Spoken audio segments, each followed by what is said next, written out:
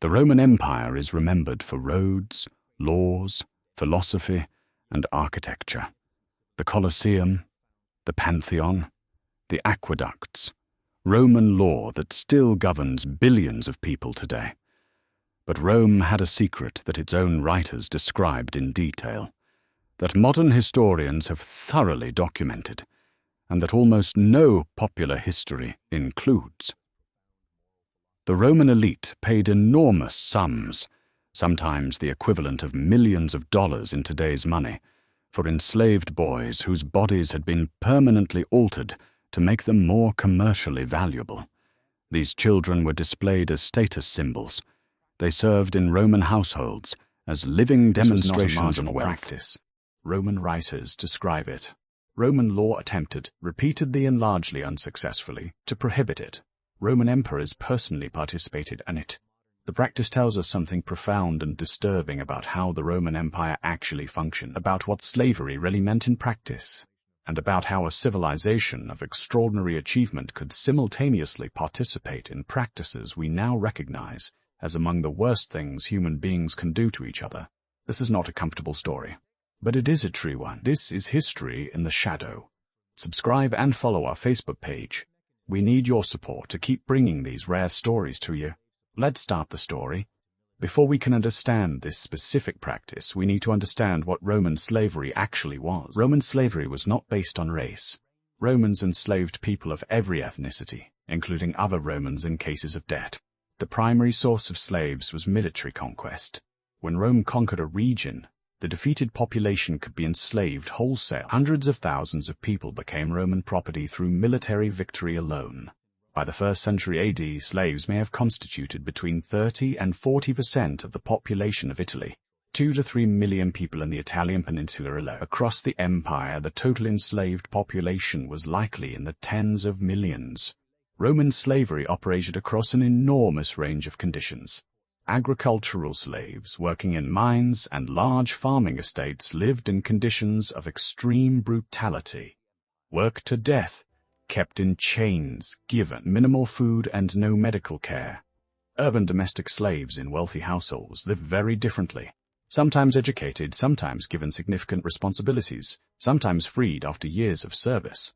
But in every case, the enslaved person was legally property. They had no legal rights. Their testimony in court was only admissible if extracted under torture.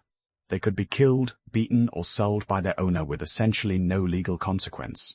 This legal framework, the complete non-personhood of the enslaved, is the foundation that made everything that followed possible. Boys castrated before puberty develop differently from intact males. Their voices do not break. They often grow unusually tall. Their skin remains smooth. They do not develop facial hair. In the Roman context, these characteristics were considered commercially desirable. A castrated enslaved boy remained permanently in an adolescent physical state that Roman buyers considered aesthetically valuable. And beyond the aesthetic, a beautiful castrated enslaved boy was the ultimate luxury status symbol, a living demonstration of extreme wealth. The Roman satirical poet Martial, writing in the 80s and 90s AD, mentioned prices that would be equivalent to hundreds of thousands of dollars today.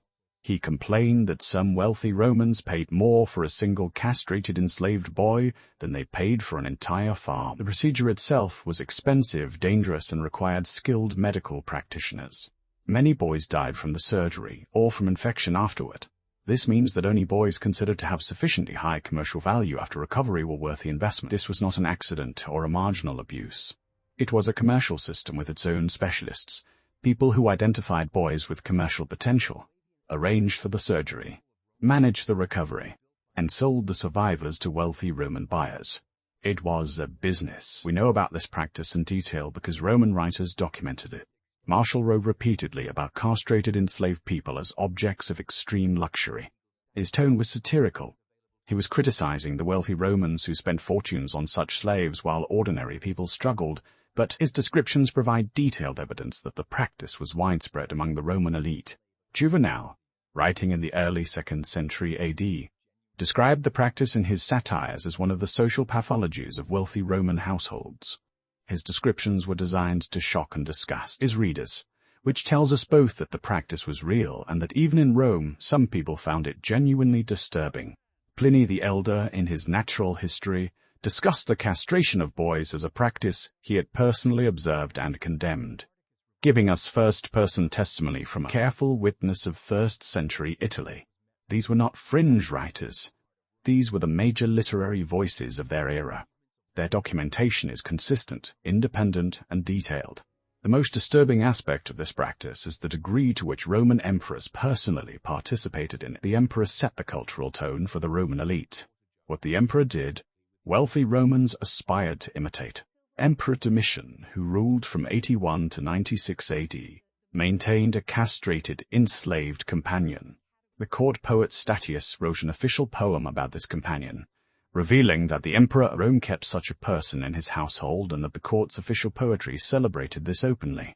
The same emperor Domitian also issued an imperial edict prohibiting the castration of enslaved people. The historian Suetonius records this with the specific irony it deserves, an emperor prohibiting in law what he was simultaneously doing in his own household. Emperor Nerva, who followed Domitian, strengthened the prohibition. Emperor Hadrian extended it further, making it illegal to castrate anyone, enslaved or free, within Roman territory. These repeated legislative attempts tell us something important. Each time a new emperor passed a stronger law against the practice, it proved a previous law had not stopped it. The Roman state recognized the practice was wrong. The Roman state kept failing to eliminate it because the institution of slavery itself kept enabling it. The legal prohibitions eventually had an effect, but not the intended one. Ancient sources indicate that as the legal prohibitions became stricter inside Roman territory, the procedure simply moved outside the border. Persia and the Arabian Peninsula are mentioned specifically as locations where the surgery was performed for Roman commercial purposes. Then the castrated individuals were imported into Rome as finished products. The commercial demand did not disappear because of the law. It simply moved the supply chain beyond the reach of Roman regulation. This is one of the earliest documented examples of a commercial system evading legal prohibition through geographic arbitrage. The demand was inside Roman territory. The law covered Roman territory. The supply moved outside Roman territory. The trade continued. The philosopher Seneca wrote some of the most humane moral philosophy of the ancient world. He argued that enslaved people were human beings who deserved to be treated with dignity. He wrote about the moral absurdity of treating another person as property. His letters contain the most explicit ancient articulation of what we would today call the universal humanity of every person. Seneca was also a slave owner whose wealth was built on enslaved labor. This is not a simple personal hypocrisy. It represents something more historically important, a moral awareness that was genuine, operating within institutional constraints that individual moral awareness alone could not overcome. Rome's greatest minds saw what the institution was doing. They wrote about it. They criticized it, and the institution continued because the economic structure of the entire empire depended on it. The Roman legal framework of slavery removed the enslaved person from the category of beings with rights. Once that removal was accomplished, the logic of the marketplace could operate without moral restraint. A beautiful boy was a commercial asset. Permanently altering his body would increase his commercial value. The procedure was dangerous, painful, and destructive to the child's entire life. But if the child was legally not a person, these harms did not count in the calculation. This is the mechanism that made the specific practices documented in this video possible alongside Roman philosophy, Roman law, and Roman civilization. And it is worth understanding this mechanism clearly, because every system of exploitation in human history has operated through some version of the same architecture. The removal of the exploited person from the category of those whose suffering matters legally and socially. Roman slavery accomplished this through the legal framework of the service property rather than person. Other systems have used other frameworks, but the mechanism is consistent across the historical record. Rome produced Virgil and Cicero, the Pantheon and the Colosseum, Roman law and Roman engineering. Rome also produced and documented what this video has examined. Both of these things are true about the same civilization at the same time. The most uncomfortable historical truth is not that Rome was uniquely evil. It is that great achievement and profound institutional moral failure can coexist within the same civilization, built by the same people, funded by the same economy, celebrated and condemned in the same literature. Understanding this does not diminish the genuine achievements of Roman civilization. It simply asks us to look at the complete picture honestly. The ruins of the Roman Forum still stand in Rome. Millions of people walk through them every year. Most of them know about the Colosseum and the temples. Very few know about what this video has documented. Both happened in the same place. Understanding both is the minimum requirement for understanding what Rome actually was.